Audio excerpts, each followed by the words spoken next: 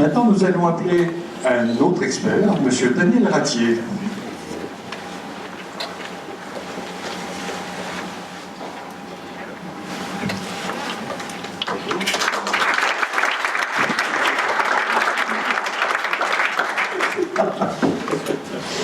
Bien. Monsieur Ratier, oui, c'est ça, parce que vous allez avoir du mal pour jurer. Est-ce que vous jurez de dire la vérité, rien que la vérité, toute la vérité? Levez la main droite, je jure. Sur mon parfum. Monsieur Ratier, comment faut-il vous présenter?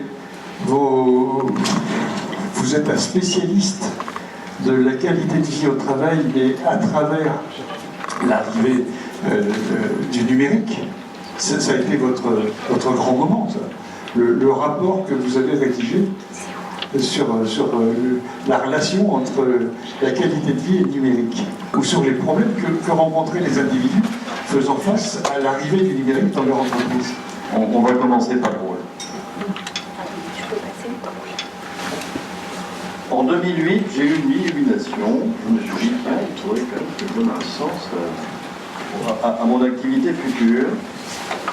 Et je suis allé voir Jean-Denis Combrexel, qui était directeur général du travail, pour lui dire, monsieur le directeur général, il faut vous occuper de l'impact du numérique sur les conditions de travail. C'est important, vous le faites. Regardez comme ça, il réfléchit. Ah oui. Donc moi j'étais ravi, si ce n'est qu'on m'a trouvé un bureau, à Tour Mirabeau que vous connaissez là, et puis on m'a laissé prendre. Et j'ai commencé un travail de bénédictin qui a duré 3 ans, pour tout simplement essayer de donner une existence légale à ce sujet, ce qui m'ensuite de dire qu'il faut produire un discours académique avec des guides, avec donc un travail qui va solliciter la recherche, avec donc tout ce qui est indispensable pour donner une légitimité institutionnelle au sujet, alors que je n'avais pas la moindre légitimité moi-même pour le faire. Il faut être honnête. Bon, c'est pas inutile à savoir, moi je suis un ancien officier des commandos de marine qui est passé ensuite par la diplomatie, puis un jour j'ai décidé effectivement de préparer l'avenir, et c'est la raison pour laquelle je me suis présenté à Jean-Denis Combrexel pour faire ça.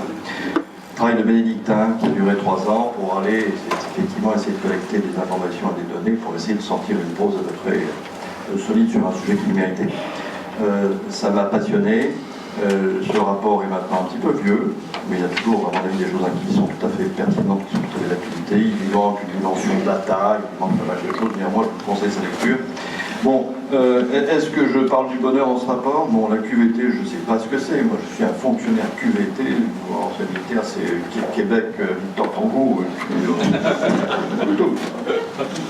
Voilà, donc, non, QVT, je ne connais pas, on ne nous en parle pas tous les jours, là où je travaille, au ministère du Travail.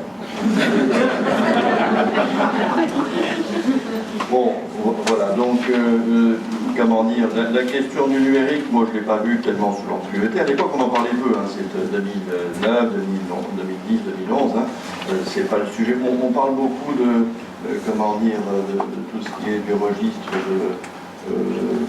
d'entreprises responsables, etc. On voit des colloques, consultants qui sont là pour parler du sujet, qui présentent toutes ces facettes. Je suis absolument fasciné, je n'imaginais pas qu'on puisse parler du développement durable, de la responsabilité sociétale des entreprises, etc. Bon. Et puis après, je ne vous dirai pas quel est mon supérieur hiérarchique qui m'envoie là-bas, et quand je dis, vous savez, c'est un peu bizarre, à mon avis, c'est un peu le sujet. Alors, bien sûr, hein, mais bon, il faut bien qu'on y aille, parce que sinon... Voilà, donc numérique, j'en parle? Président, écoutez, je pense qu'il serait utile que vous abordiez votre data, qui est peut-être celui de la différence en fait, entre ce que ça fait ressortir en termes d'utilisation de l'individu par rapport à ce qui devrait être fait au niveau du collectif. Est-ce que c'est pas un petit peu ça votre vision des manquements à la qualité de vie? Oui. Ce qui m'intéresse fondamentalement aujourd'hui, c'est la question du collectif. Au travail et ailleurs du reste. Hein, et comment ils sont activables, comment ils existent et comment on existe avec eux. Les meilleurs souvenirs de ma carrière, qui commence à être un peu derrière moi, hein, c'est le collectif.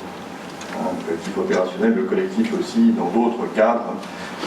Voilà. Et c'est, je pense, ce qui m'a, pour une bonne part, apporté de la satisfaction, qui m'a vraiment fait vivre au travail. Et voilà, collectif et numérique.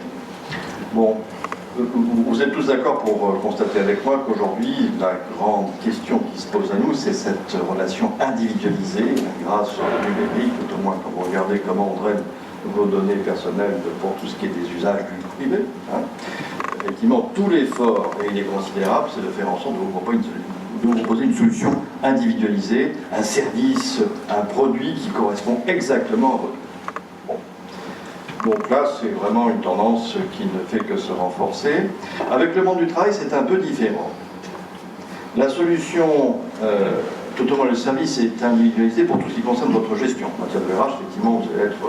Évitez de toucher le micro. Oui, d'accord. Bon, donc là, on est sur une affaire où, effectivement, l'individualisation est très forte dans la question de la définition des objectifs, dans la question de la définition du calcul des primes. Donc une relation salariale toujours plus individualisée. Ce qui faisait un peu rugir dans le Excel, je ne vais pas trop le citer, mais en tout cas, lui considérait, et je ne peux que souscrire à ça, que tout l'enjeu de la relation au travail, c'est la négociation collective. Et effectivement, ces outils-là ne la facilitent pas. Donc une relation très individualisée, sauf dès lors qu'on rentre dans la question de la production, du travail lui-même, où là, plus le temps passe, et plus on est sur des modèles, des process qui sont très définis. Et là, il n'y a plus du tout d'individualisation. Et du coup, ça peut se passer assez moyennement, aussi bien du reste sur l'impact, comment on dit, ressenti par le salarié employé que sur la question des résultats. Je ne suis absolument pas convaincu qu'aujourd'hui, nous puissions espérer des gains de productivité considérables en imposant à tout le monde la même façon de travailler, qui, comment dire, a commencé effectivement par les opérateurs les moins qualifiés, et qui est en train de progresser dans les étages de la hiérarchie, vitesse grand V, grâce à l'IA, etc., dans des conditions qui sont notre grosse affaire à tous, c'est l'automatisation logicielle et robotique. C'est une vieille histoire, ça date bien avant le rapport qu'on a pu connaître, et c'est ce qui continue de progresser. Il ne faut pas se faire d'illusions. L'automatisation logicielle et robotique, c'est fait pour remplacer les gens. C'est pas fait pour eux.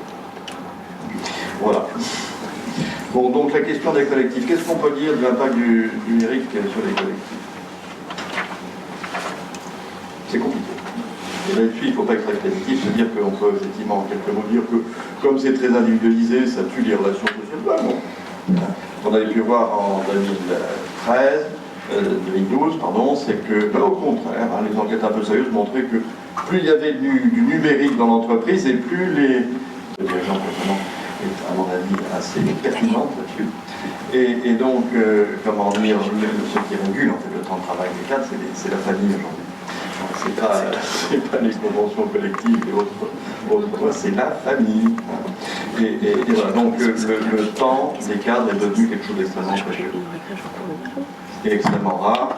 Et ces cadres ne font plus le travail qu'ils étaient censés faire il y a quelques décennies, excusez-moi, Monsieur le Président, à savoir, ils ont sans doute largement appliqué le rôle de maintien, promotion, développement des liens sociaux dans les structures qui ils ont du mal à s'occuper des gens, ils n'ont plus du temps. Donc, comment dire, cette affaire de numérique, des conditions de travail et l'évolution de la qualité de travail, il faut la voir, je pense, aujourd'hui, j'en suis convaincu, à l'aune de la question du temps. Je ne sais pas ce qu'il en est. Moi, ce qui est le plus précieux pour moi, c'est mon temps aujourd'hui. Et comment j'essaye de le consacrer aux personnes qui en ont vraiment besoin et comment j'essaie de faire ce que je peux avec le temps qui va compter.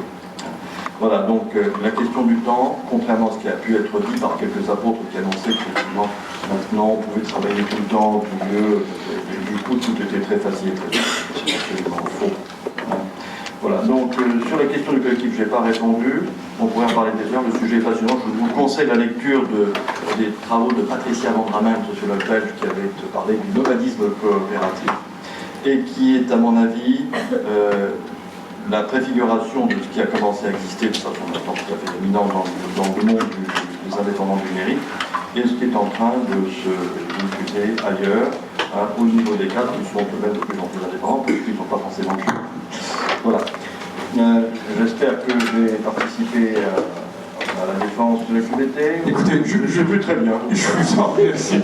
Monsieur le procureur, le numérique, c'est quand même un peu votre affaire, vous qui avez réussi à connecter un Amstrad sur un Minitel il n'y a pas très longtemps.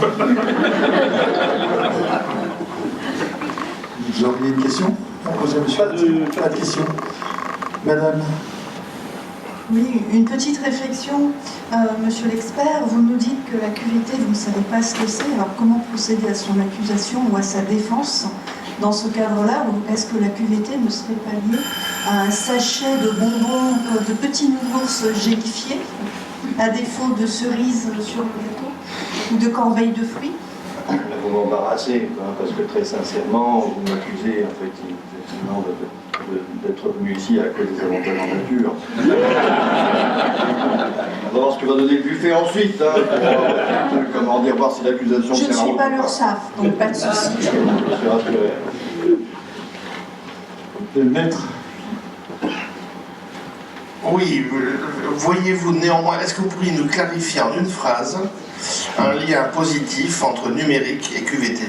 Demandez une phrase à un fonctionnaire de l'État, je sais pas. Voilà, est-ce que le numérique détruit la QVT? Est-ce que le numérique est une opportunité? Est-ce que c'est... Comment le diriez-vous pour rassembler votre idée? Le numérique, on en fait ce qu'on en veut. On pourrait très bien sortir des algorithmes pour créer des haïkus ou de la poésie. Ce serait possible et intéressant. Et ça n'a pas été décidé comme ça. Le numérique aujourd'hui dans vos entreprises, c'est pour l'essentiel le moyen de faire des gains de productivité. Et à partir de là, il manque de poésie. Et effectivement, il n'est pas prévu pour améliorer la QVT. Voilà ce que je peux dire. Mais, dernière chose. Avec le numérique, on peut faire des gains de productivité, puis on peut créer de la valeur. Ça peut aller un peu ensemble, pas toujours. Mais c'est intéressant de considérer cet aspect-là, hein, création de valeur. Parce que là, ça devient beaucoup plus sympa. Et en fait, c'est vraiment là où on peut, comment dire, gagner des parts de marché. Ce que je vois, c'est que cette aliment systématique sur les gains de productivité avec les mêmes machines, les mêmes softs d'une entreprise à l'autre, dans les chiffres, ça ne donne pas grand-chose en termes de différentiel de gains de productivité. Donc, voilà, je pense que laisser la place à la création de valeur au sens étendu du terme, c'est un objectif qu'il faut rechercher et que le numérique peut faire largement une partie. Monsieur Ratier, merci beaucoup. Je vous en prie.